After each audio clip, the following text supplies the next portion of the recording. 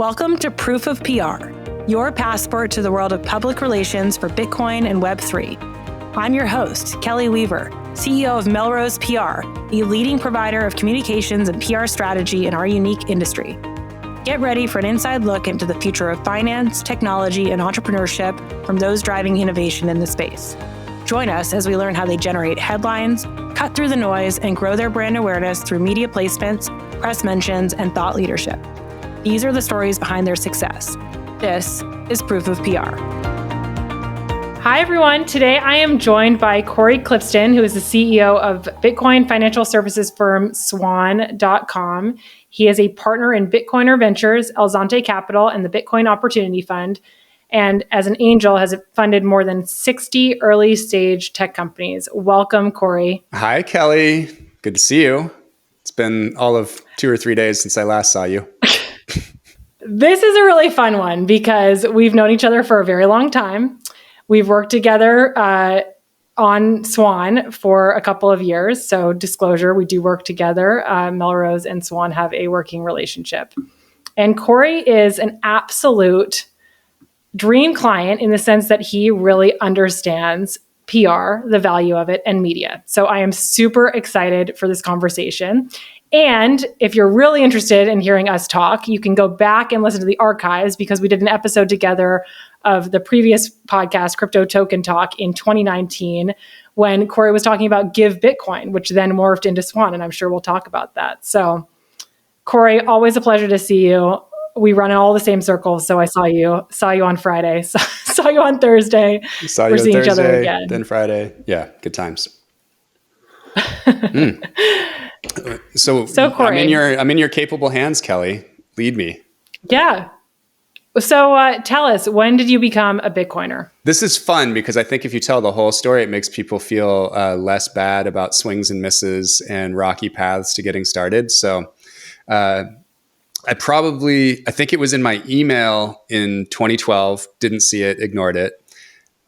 Someone gave me some Bitcoin at a tech conference in January of 2014.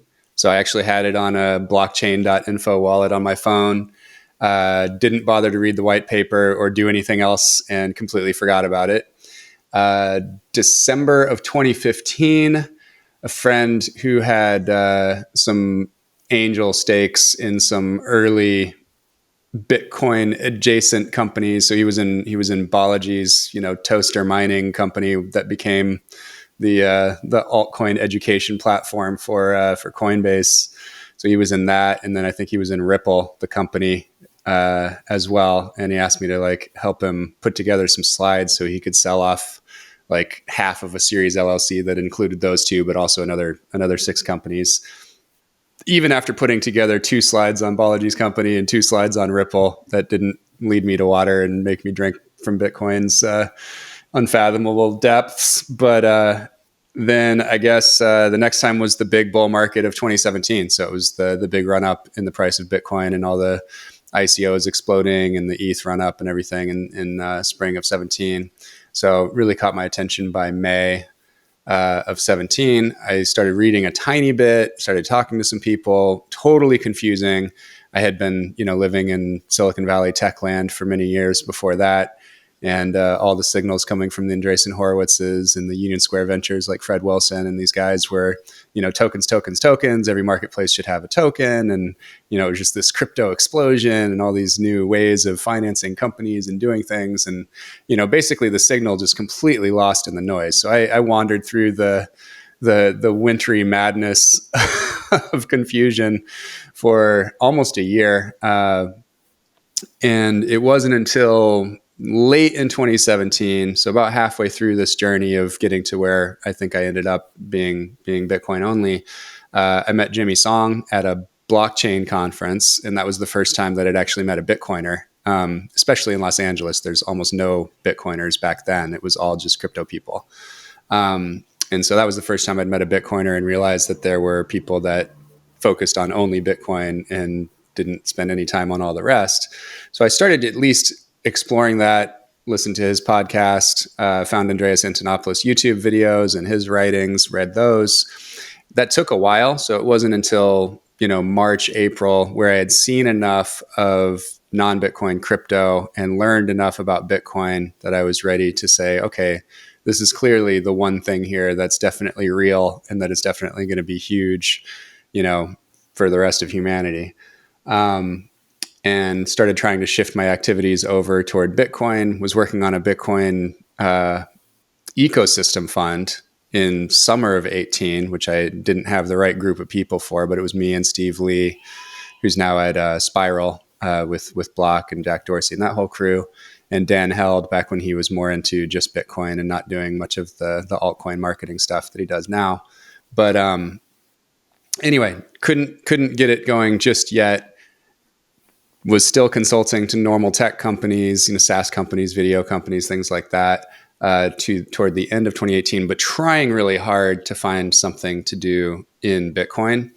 I spent probably 4 or 5 months working with Stephen McClurg part-time to get a closed-end fund off the ground that would have like 80% Bitcoin, 20% levered treasuries. This is what he ended up selling to Galaxy, and then basically carving out what he needed from that after that acquisition, and then started Valkyrie. So basically what became Valkyrie was what I was at first working on.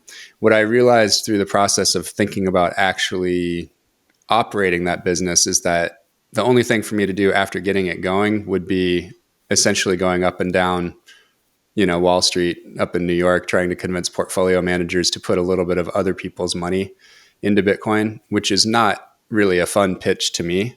I really like talking to the people whose lives will actually be changed. This is like, do you want to talk to the principal that can make the decision and who's actually excited about Bitcoin? Or do you want to talk to the agent who has other priorities and, you're just trying to think about the Sharpe ratio and what it does to the overall portfolio and things like that. And there are other people much better suited to make that pitch. I really wanted to be talking to the end customer and getting Bitcoin in their hands and helping them learn about Bitcoin. So that brought me up to, I knew that if I was going to do something, it was going to be direct to end user, and I didn't have an idea yet. And that brings us up to like the end of 2018, about 4 months before the idea for Give Bitcoin. Swan now has the Give Bitcoin features and capabilities built in, but I did like the idea of Give Bitcoin. If you want to just tell people kind of, because I know there was kind of the evolution, like first there was Give Bitcoin, then there was Swan, and then eventually Swan was like, we could offer that too. But yeah, I do think it's a good concept of how to, onboard Bitcoiners in general. Yeah, absolutely. So Give Bitcoin, the thought was you would let someone give some Bitcoin to friend, family, coworker, someone at a conference, whatever, but it would be escrowed or, contractually time locked for a year so that they couldn't sell it. So you're giving them something, but they have a year where they have to watch the price. And during that year, each month we'd give them another chapter of foundational education, teaching them about self-custody, teaching them about a bit of Austrian economics and kind of the underpinnings of Bitcoin, and get them to the point where hopefully most of this cohort, each year you'd be minting a new set of orange-pilled Bitcoiners that actually understood what it was that they owned, and hopefully they would turn into the types of people that would give to other people and maybe buy some for themselves. And so what was really fascinating, so I had the idea for it in April, started the company in June of 2019, figured out the back end and like how to do everything, launched it in November of 2019. And right away, that first month, like 90% of the volume was people giving gifts to themselves. So we had much lower fees than Coinbase and Cash App, which were the only other sort of mainstream options in market at the time, and we had recurring purchases, which Cash App didn't have yet. Coinbase had it, but kind of hid it because their incentive was to try to get people to trade as much as possible. They don't want people just buying Bitcoin and just holding it. It's kind of against the incentives of a crypto casino. So people just started promoting Give Bitcoin like crazy. It was on all the podcasts and people were talking about it. And it was very clear as we had tons of customers, and I was just, calling people that I'd met through podcasts and Bitcoin Twitter and asking if they could help me run this company. So got volunteers like Jan Pritzker and Brady Swenson, Brandon Quidham, Brecky Von Bitcoin, aka Jason here in LA. to jump in and help. Stephen Cole, also, who was an investor in Give Bitcoin, spent like 2 months running customer service for free, which was amazing. Shout out, Stephen. Really appreciate that. And, we realized we had something and that we had to create a proper on-ramp separate from just the gifting, where you just let people buy Bitcoin for themselves. So we ran Swan and Give Bitcoin together for the next year, shuttered Give Bitcoin for about 6 months, I think, at the end of 2020, and then relaunched it as a feature gifting inside of Swan, kind of midway through 2021, I believe. Yeah, I love how it kind of naturally just turned into that. So we're here to talk about your sort of media strategy, and your Twitter presence plays a role. It's grown exponentially over the past 2 years. So what's been your Twitter strategy? And do you have any advice for other thought leaders who want to build an audience and a following on that platform? So, yeah, we talk about this a lot, obviously, internally and externally, like what is Twitter and why is it different than other platforms? And, it is kind of the village square. It's the place where you can bat around ideas with people. You have direct access to people if you can get their attention. And people have direct access to you if they can get your attention, which is interesting too. So, interestingly, I would say the best result of me spending a lot of time on Twitter the last few years has been its influence on my decision making.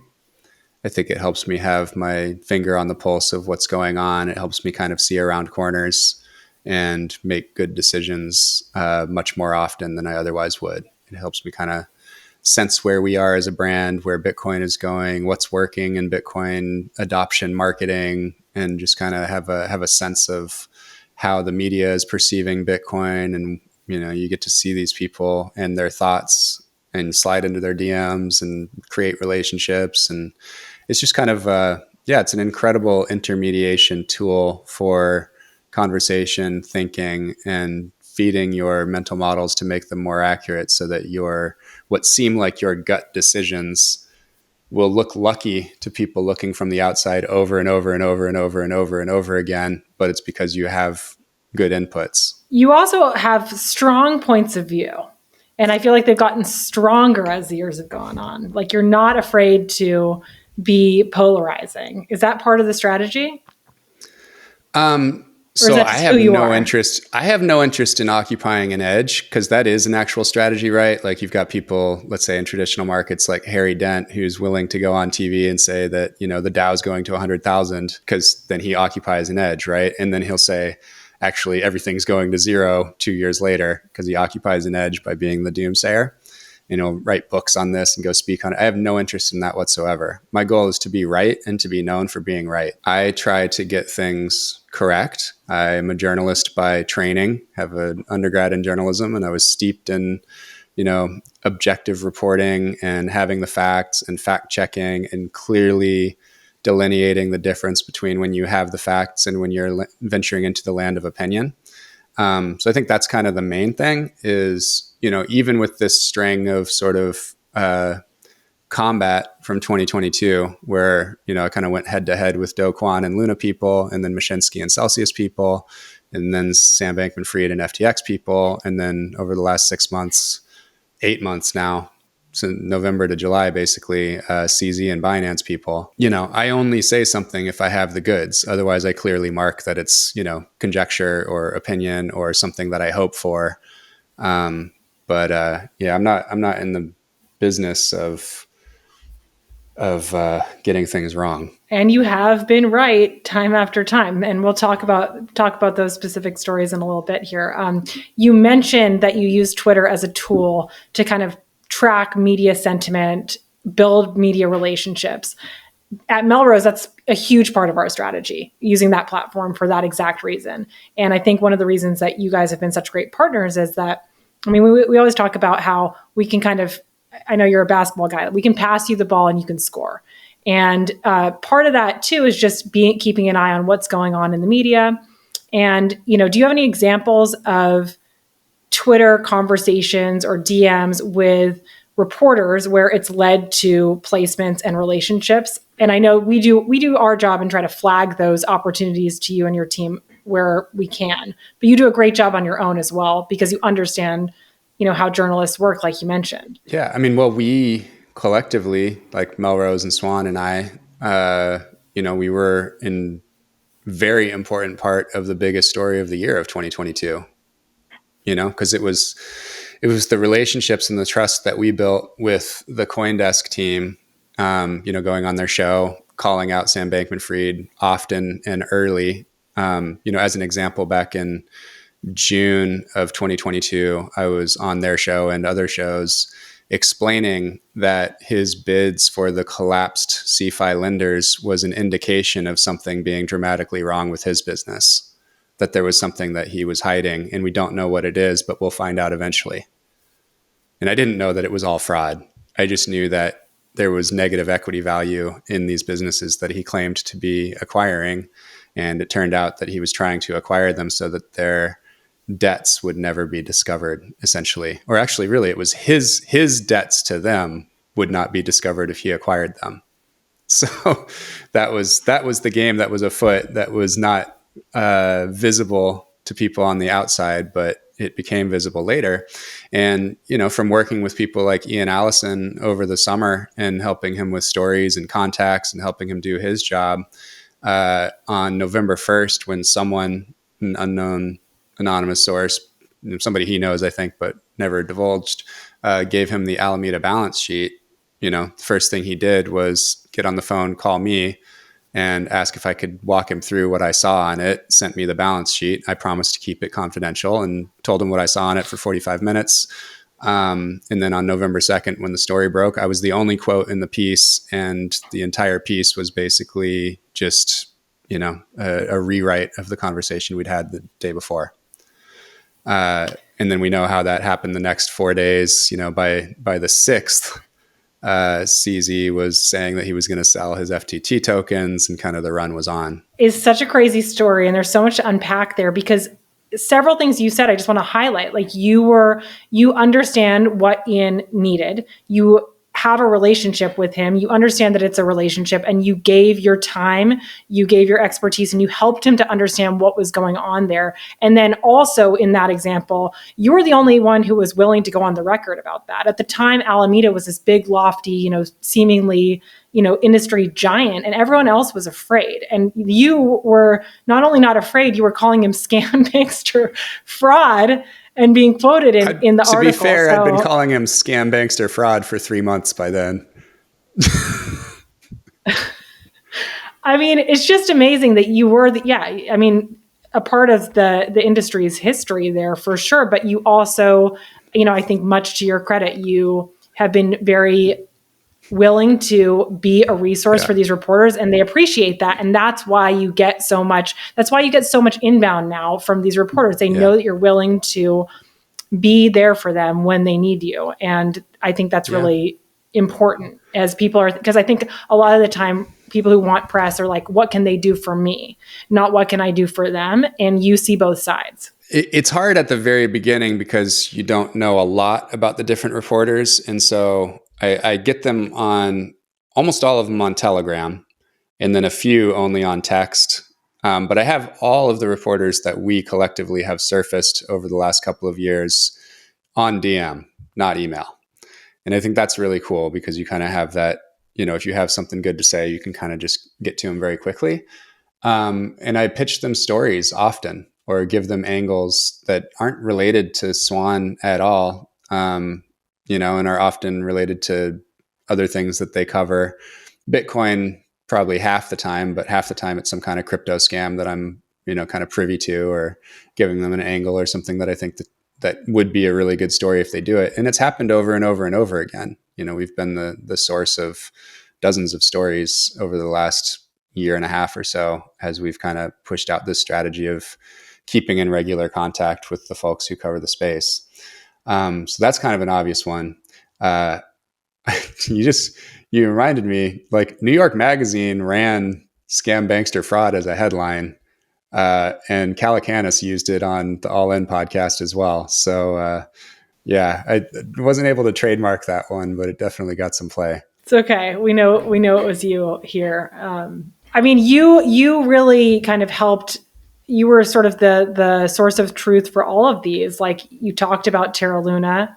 How did that play out? So I was one of them. I mean, that's the thing, right?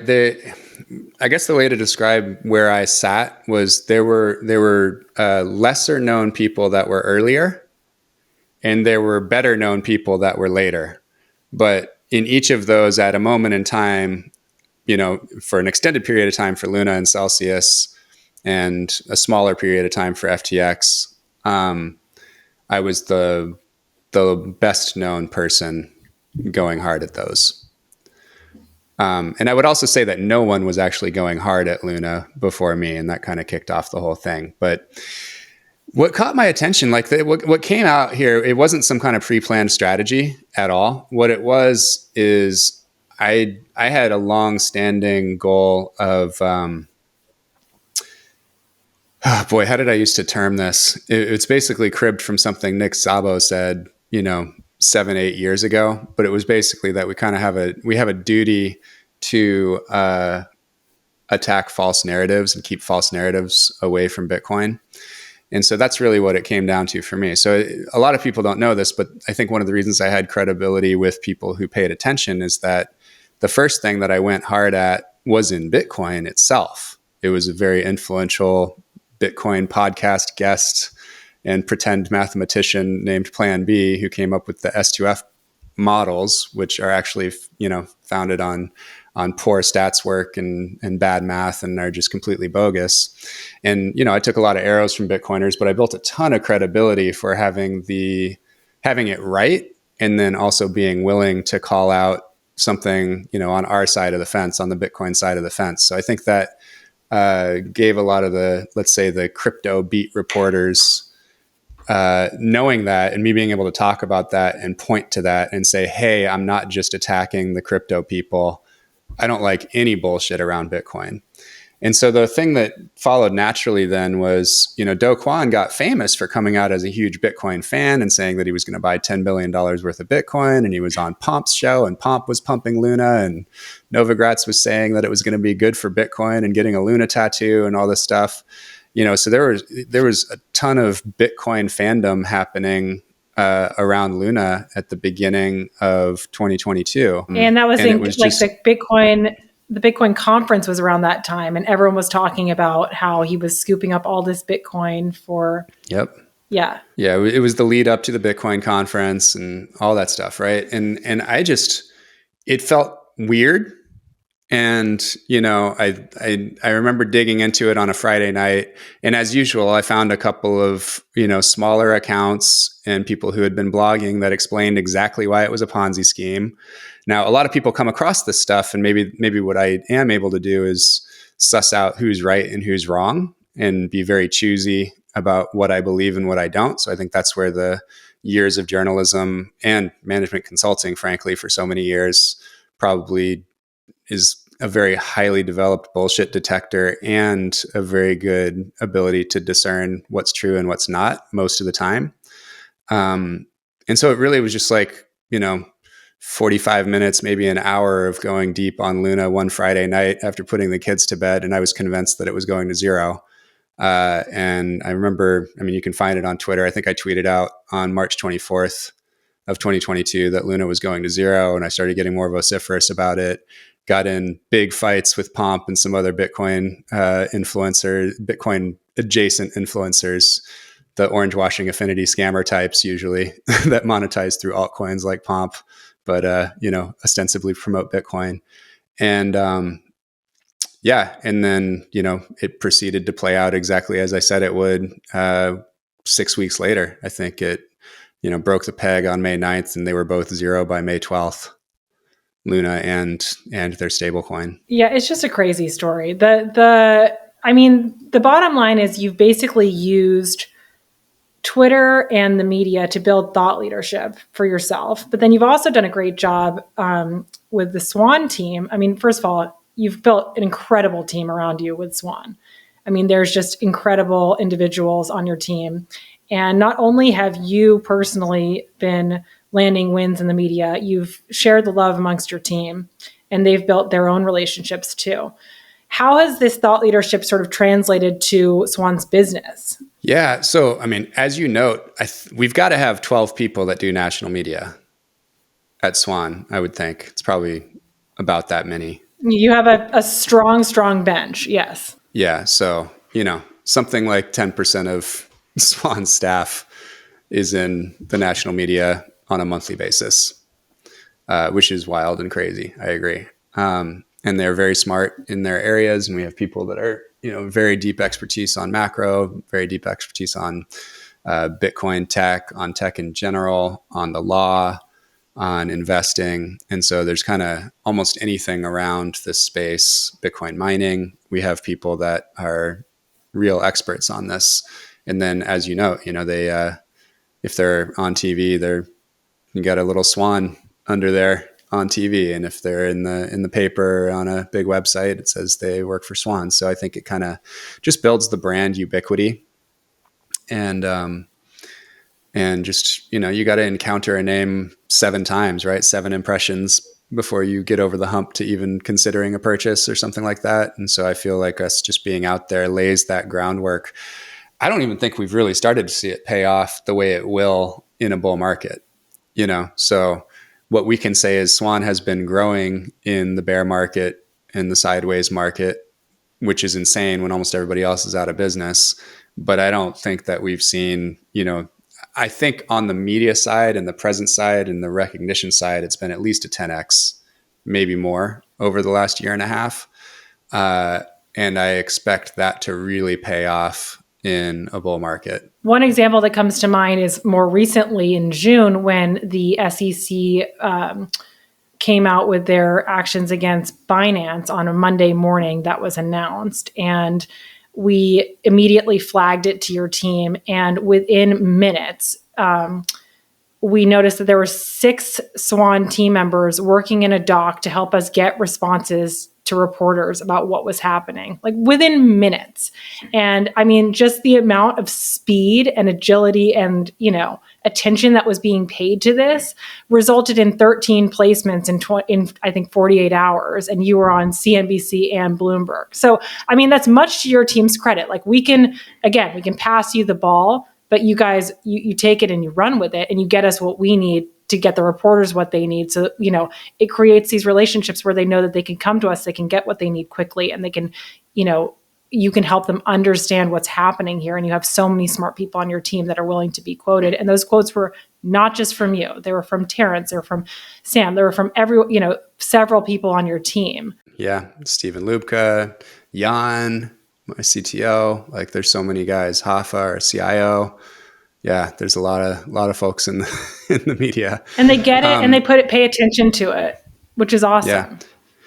Well, I think there's something else here, which is that we actually have a media team. So Swan Media is a business unit here that has 20 people full time putting out media, and so we're very used to putting pen to paper and getting on camera. We produce 6 or 7 podcasts like Hard Money and Swan Signal, and these are YouTube shows as well. I think we put 10 videos a week on top of our shows. We do, small clips of, 1 to 10 minutes that are going up on YouTube and Twitter every weekday, and 2 on some days and weekends too. I think Saturday and Sunday too. So the amount of content that we're putting out all the time, with all the editing and the production and the writing and the on-screen talent and the graphics and everything,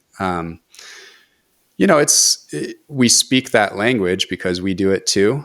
And we know what a good story looks like. And, we also get to choose whether we want to just put it out or if we want to give it to somebody else a lot of times, which is interesting too, because Hard Money is with Natalie Brunell is one of our shows. And that's like a real news show, kind of like news magazine style Dateline or something, but it's always Bitcoin or Bitcoin adjacent topics. And we do shows of 8 to 15 minutes twice a month, basically. So if we have something that we want to break, we might save it for ourselves and then pitch it to reporters after it's aired, and then offer up all our folks to talk about it. So that's fun too. For sure. And it gives perspective into how you think about these things. You also had this sort of overarching messaging strategy, I think last year, which was, Bitcoin, not crypto.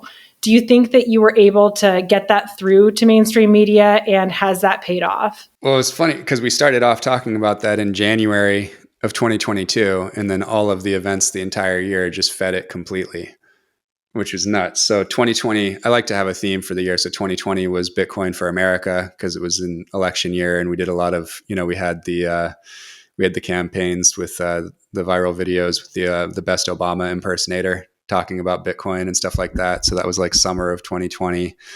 2021 was Bitcoin is for everyone. And we launched a beautiful website called Bitcoin is for everyone. And we kind of gathered these amazing stories during the bull market, reminding people that it wasn't just about number go up. It was about all of these life-changing things that are happening in and around Bitcoin around the world. And we lit up a country map with stories of Bitcoiners using hashtags. And it was this kind of whole social media campaign around Bitcoin is for everyone. On the heels of the bull market with all of the scams pumping, it seemed very obvious that we needed to draw a line in the sand and help everyone, see the difference between Bitcoin and non-Bitcoin crypto. And, that's now in the mainstream media and increasingly in government policy law. It's in the conversation in a way that it wasn't at all 18 months ago. And, we weren't the first people to start pushing it very hard. But at the time that we started doing it, we were the loudest for a long, long, long time.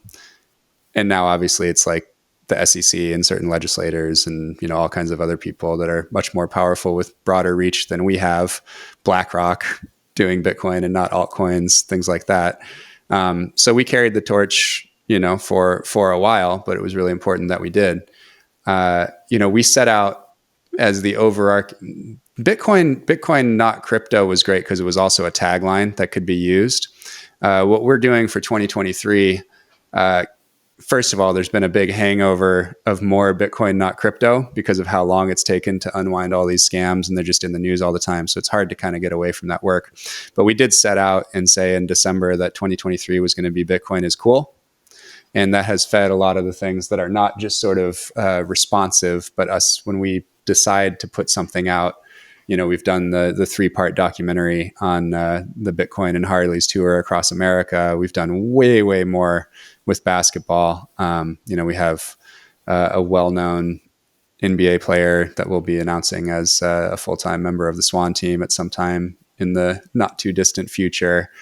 We hired a head of entertainment partnerships who's also a longtime pro basketball player, Armani Cotton, who played for Yale for 4 years and is an incredible entrepreneur, and he'll be spending a lot more time in LA. We brought on the head of marketing from Clutch Sports, LeBron's agency, as an investor in Swan, and started helping out, with their whole client roster and talking to some of these guys about Bitcoin, continuing to do things with the Compton Magic, doing NIL deals with, Mount St. Mary's, with University of Michigan football, things like that. So like a lot more on kind of the sports and athlete, and just trying to associate things that are cool with Bitcoin and vice versa.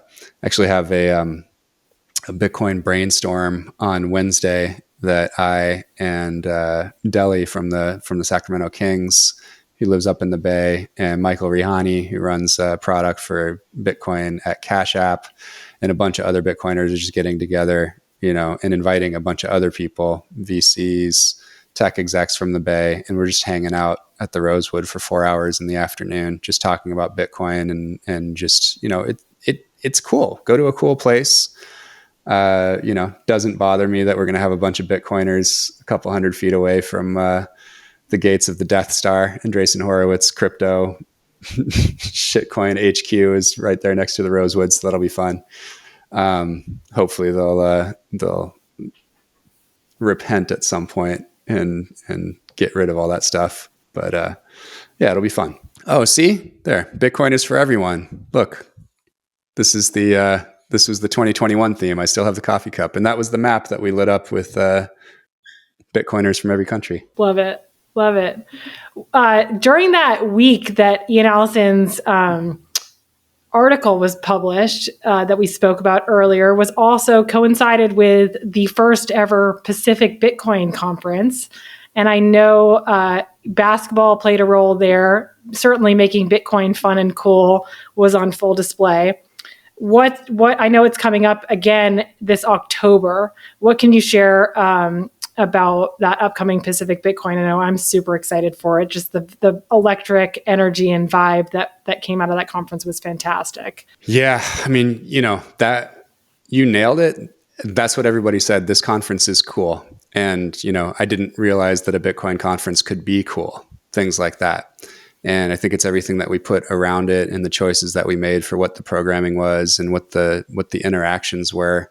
And, choosing to have it in Santa Monica, beach culture, kind of that beach Corona, Dos Equis, Miami vibe for the graphics and everything. Having the Pacific Bitcoin private jet parked there, wrapped with the Pacific Bitcoin decals. The Magic Money Court was the third stage. It was an actual, pro size half court that had music performances and a 3-on-3 tournament and a 3-point contest and exhibitions by the Compton Magic and by the Professor, the And One superstar. Snoop Dogg's DJ, the announcer from the Drew League, which is kind of the coolest, summer league, amateur pro-am league out here in SoCal.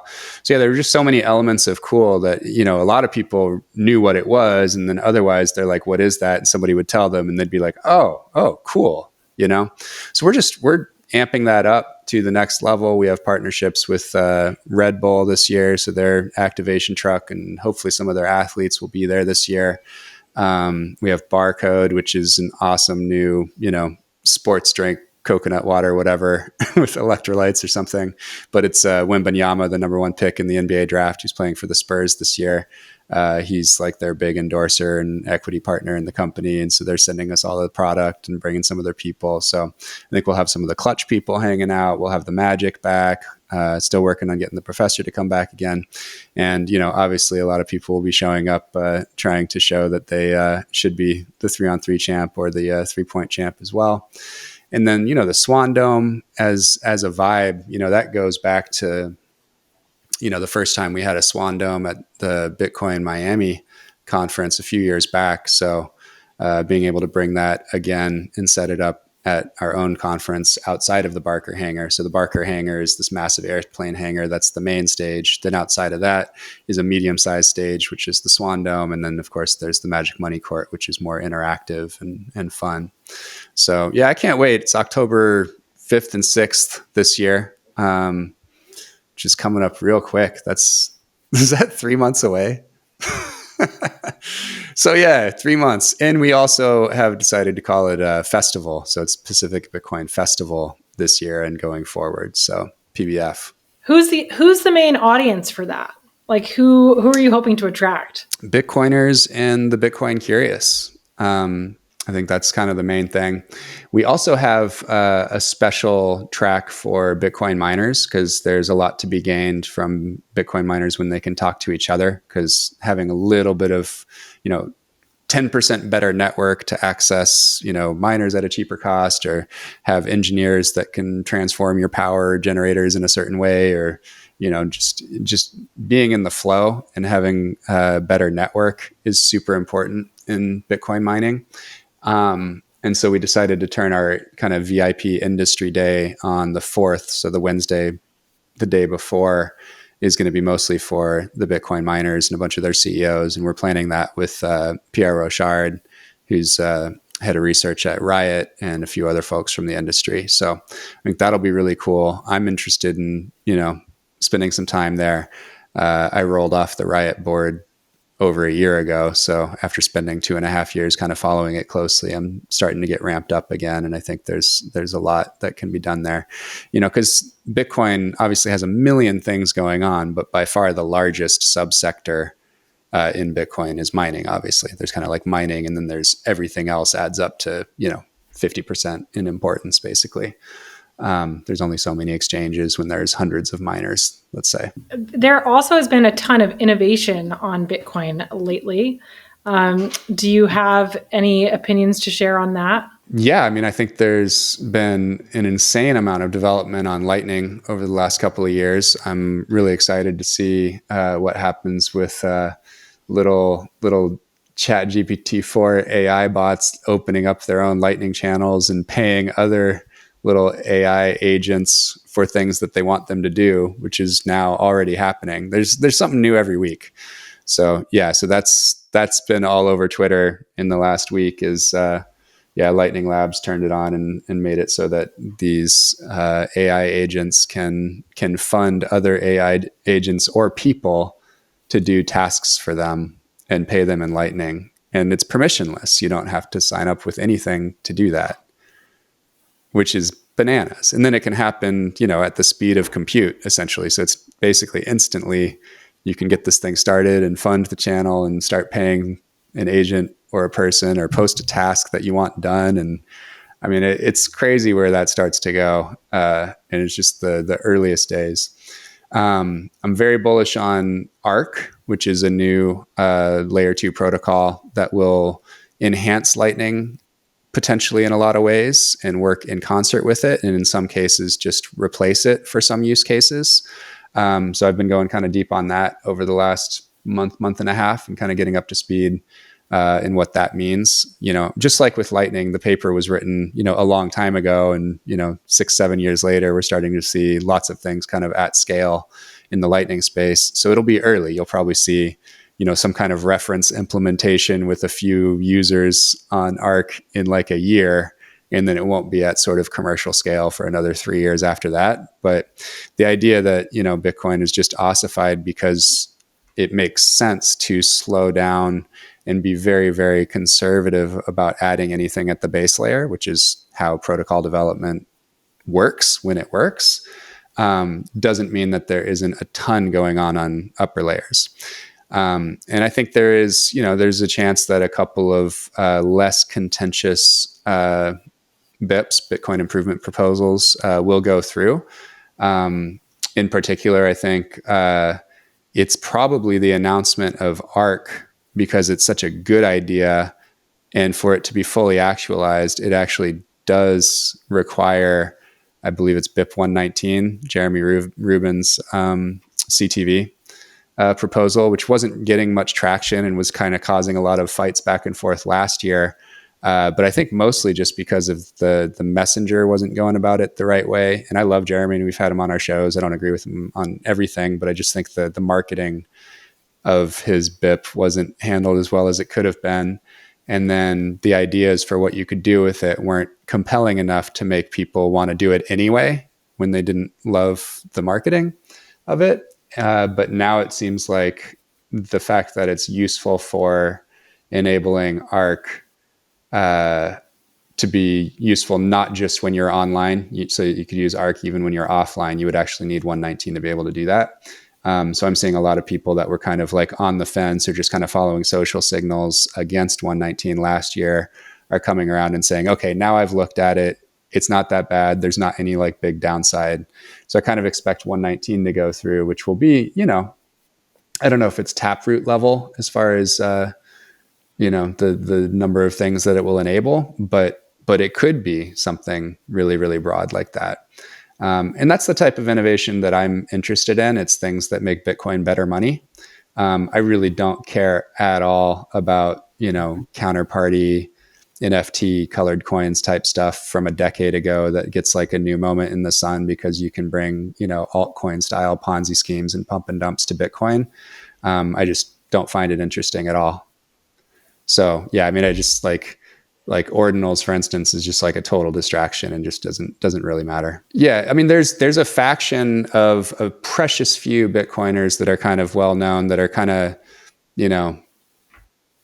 have very strong incentives to do as much shitcoin Ponzi scheming as possible on Bitcoin because it helps make them money. Who claim that we should try to bring all of the altcoin, basically all shitcoins should be on Bitcoin. And I think that's the wrong approach. And so they'll keep on trying to find ways to do shitcoin things on Bitcoin and try to convince Bitcoiners that Bitcoin is better off if Bitcoin is a massive Ponzi scheme, shitcoin pump and dump enabler. And, if it's a legal transaction and the nodes recognize it, there's nothing you can do about it. You just kind of fight it out at the social layer and, just educate people that they are a mark in somebody's Ponzi scheme, whether it's ordinals or Pepe or whatever. Like, you're just a mark, and there's insiders that are going to take your money. And if they start to see the pattern more and more quickly, it'll just kind of go away and you won't see this shit anymore. One thing you said recently that resonated with me about all this at a high level is that, Bitcoin is the truth and you just want to share the truth with people. And I feel like that's your mission through and through. Is that correct? Yeah, absolutely. Well, I mean, I want Bitcoin adoption to happen for sure and as fast as possible.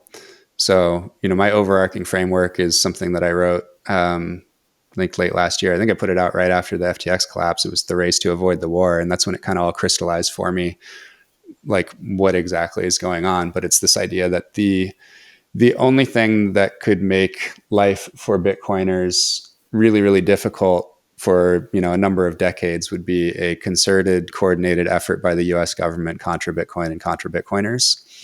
And so everything that we're doing in the near term is to make Bitcoin stronger and make more people into Bitcoin so that they will fight for it, and make it look, harder to attack. So anything that you can do on the privacy side, or anything that you can do around medium of exchange, and anything that you can do to make it part of the fabric of society. So that would be like in the pro column of, let's say, like a BlackRock ETF and a Fidelity ETF for Bitcoin, that entrenches it with the most powerful, most moneyed, most influential people in finance and politics, essentially. And so even though I don't necessarily like the concentration of coins, and it's not real Bitcoin, it's paper Bitcoin, it's like you've just recruited some of the most powerful people in the world to the cause of Bitcoin, and they influence government, and they influence, what government may or may not do. And it's really it's not even politicians. Like, this is literally only the State Department essentially coordinating something across the president and the Fed and Wall Street that could ever do this. But at the end of the day, it comes down to the State Department. Nothing else really matters. Well, Cory, thank you so much for coming out and chatting with me today. I always enjoy catching up with you.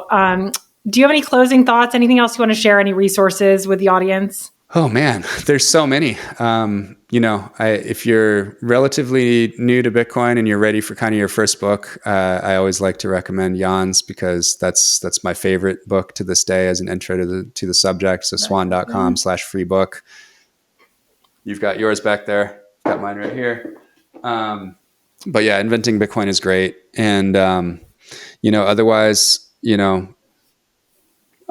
we're Swan, SWAN on Twitter. So that's an easy follow. Definitely recommend that. Look us up, Swan Bitcoin on YouTube. You'll find our channel real quick.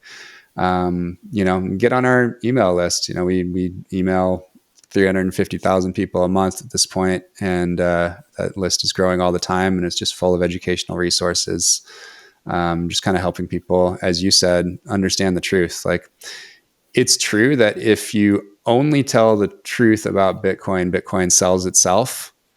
But because there's so much noise and there's so many of these, 30,000 affinity scams out there, and so many people, trying to say I love Bitcoin, buy my shitcoin, just confusing people, you really have to help them see the signal through the noise. And that's why I think a voice like Swan, and us actually having a media arm and having a robust PR media strategy working with you guys has been so fruitful and remains so important and such a crucial part of our go forward strategy. Awesome. Well, thanks again, Cory. My pleasure. Thanks for tuning in to Proof of PR. This episode was brought to you by Melrose PR, the leading provider of communications and PR strategy for Bitcoin and Web3 innovators. If you enjoyed this episode, be sure to subscribe, rate, and review us wherever you listen today. To stay up to date on upcoming guests and news, visit proofofpr.com or follow us on Twitter @proofofpr. Until next time, keep learning, innovating, and hodling.